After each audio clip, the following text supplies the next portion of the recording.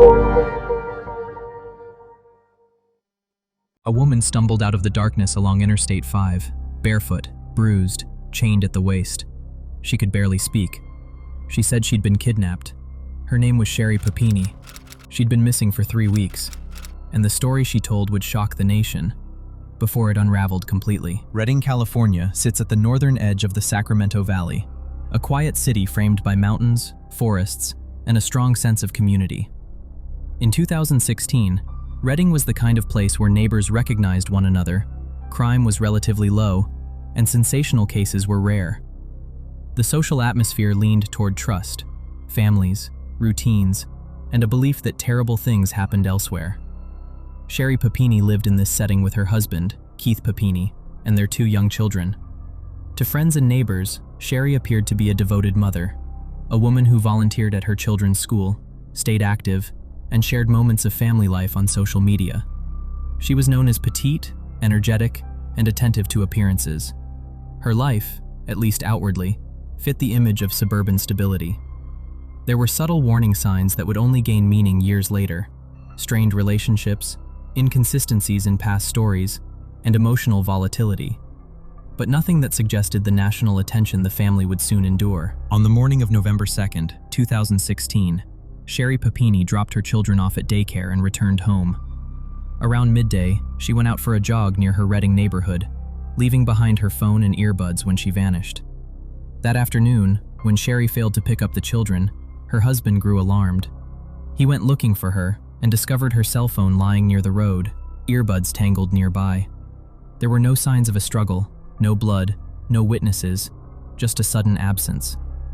The Shasta County Sheriff's Office launched an immediate search. Helicopters swept the area. Volunteers combed trails. The community rallied, putting up posters and sharing Sherri's image nationwide. Within hours, the case drew national media attention. As days passed with no sign of Sherri, fear took hold. Law enforcement treated the case as a possible abduction. The FBI joined the investigation. Vigils were held. News networks framed the story as a terrifying example of a mother taken in broad daylight. 3 weeks later, on Thanksgiving morning, November 24th, 2016, a woman matching Sherri Papini's description was found along Interstate 5 in Yolo County, more than 140 miles south of Redding. She was emaciated, bruised, and restrained. Authorities transported her to a hospital. Sherri claimed she had been abducted by 2 Hispanic women who wore masks, held her captive, beat her, branded her, and eventually released her. The nation exhaled. She was alive. Sherri's account was disturbing, but investigators immediately noticed problems. There were no matching reports of suspicious vehicles, no surveillance footage supporting her movements, and no corroborating witnesses. The description of the abductors was vague and inconsistent. The physical restraints and injuries did not align with typical kidnapping cases. Medical examinations showed injuries, but no evidence of prolonged physical restraint by others. There was no sexual assault. No autopsy was needed, but forensic doctors quietly documented inconsistencies between her account and her physical condition. Still, law enforcement initially proceeded cautiously. Trauma victims can be unreliable narrators, and public pressure was intense. The case became politically sensitive. For years, the investigation stalled publicly. Media debates raged.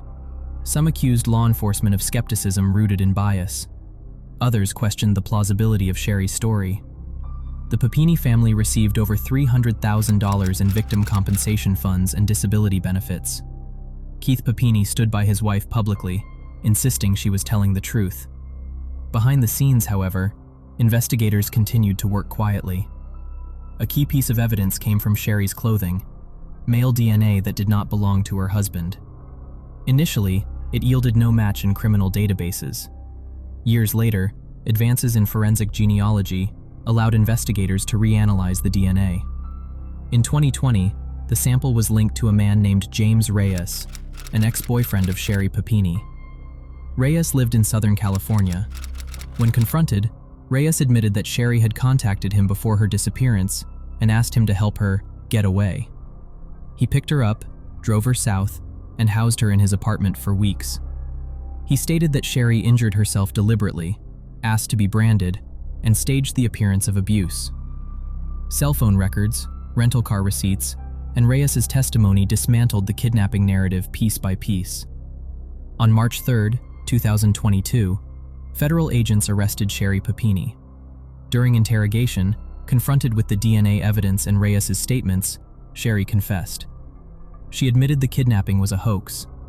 She had staged her disappearance to escape her life and rekindle a past relationship. The moment marked a complete reversal of one of America's most high-profile missing person cases. Papini was charged with mail fraud for collecting victim compensation funds, making false statements to federal agents. In April 2022, she pleaded guilty in federal court. Prosecutors argued that her lies wasted enormous public resources, traumatized her family, and undermined real victims of violent crime. The defense emphasized mental health struggles and the absence of prior criminal history.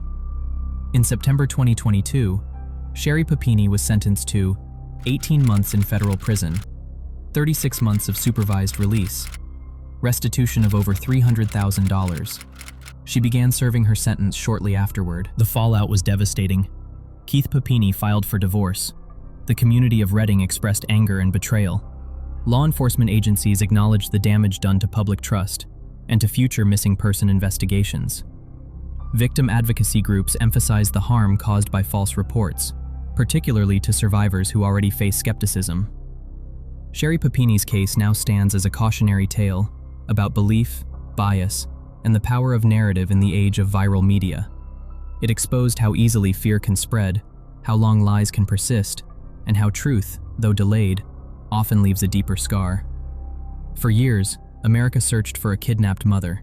What it found instead was something more unsettling. A story carefully constructed, widely believed, and slowly dismantled by science, persistence, and time. The case of Sherri Papini remains one of the most infamous hoaxes in modern true crime history, not because of how it began, but because of how long it took to end.